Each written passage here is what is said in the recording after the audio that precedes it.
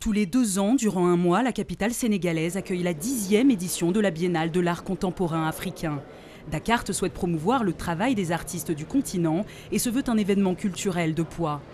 Au programme, exposition internationale avec 42 artistes issus de 21 pays d'Afrique. La 10e édition, sous le thème Créativité contemporaine et dynamique sociale, est inaugurée par le président sénégalais Macky Sall. D'autres personnalités comme Youssou N'Dour, l'actuel ministre de la Culture au Sénégal, sont venus parrainer cet événement d'ampleur africaine. Le prix Léopold Senghor du jury est attribué à un Marocain. Qui est le prix du chef de l'État.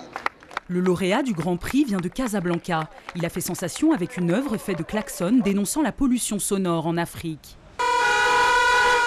Participer à la Biennale de Dakar, c'est quand même, je dirais, permet aux artistes et surtout aux jeunes artistes de pouvoir s'ancrer dans un réseau, pour pouvoir développer leurs projets, de pouvoir diffuser leurs projets de manière locale et internationale. Je trouve que la sélection est très très intéressante dans le sens où les commissaires et l'organisation s'est vraiment engagé à soutenir la jeunesse artistique africaine. Durant un mois, de la musique aux arts plastiques, une diversité impressionnante d'œuvres africaines sont présentées au public. De gros moyens sont mis en œuvre pour que l'exposition corresponde aux standards internationaux du genre. Le but des organisateurs est de montrer à tous l'ébullition des créations artistiques, mais aussi de défendre ces ambassadeurs que sont les artistes africains dans le monde. Nous avons estimé que cela était important, qu'on ne définisse pas l'esthétique africaine en dehors du continent africain, en dehors des Africains, que ceux qui devaient avoir la parole dans ce domaine-là, ce n'était pas forcément et seulement les Africains, mais c'était aussi les Africains, et d'abord les Africains.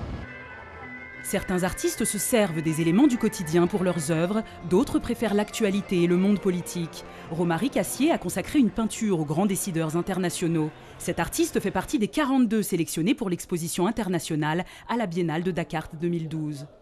L'ONU, la Chine, la Russie, les États-Unis, l'Union européenne, chacun protège son précaré. Ce sont les intérêts de chacun. C'est un peu le sens de l'œuvre. Il faut que cette table ronde-là serve véritablement ces négociations, ces pourparlers. Il faut que les hommes politiques, les acteurs, changent leur manière de faire, de voir les choses.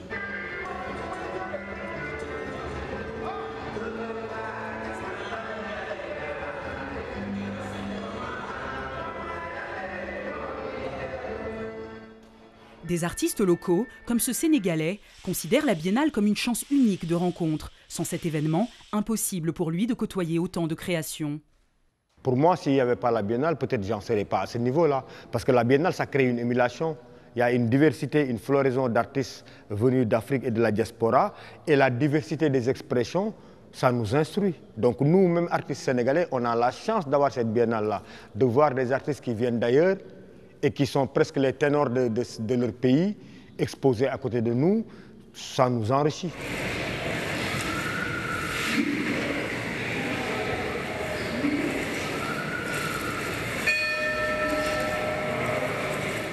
Stéphanie O'Haraud vient de La Réunion. Elle est invitée pour la première fois à la Biennale. Les organisateurs ont vu que nos influences vraiment venaient de l'Afrique, au niveau de la culture, surtout de la danse, la musique, même au niveau culinaire, c'est vraiment influencé de l'Afrique. Donc vraiment c'est un honneur pour nous en tant que Réunionnais d'être présents ici. D'autres expositions et manifestations sont prévues tout au long de cette biennale, aux 4 coins de Dakar et de Saint-Louis.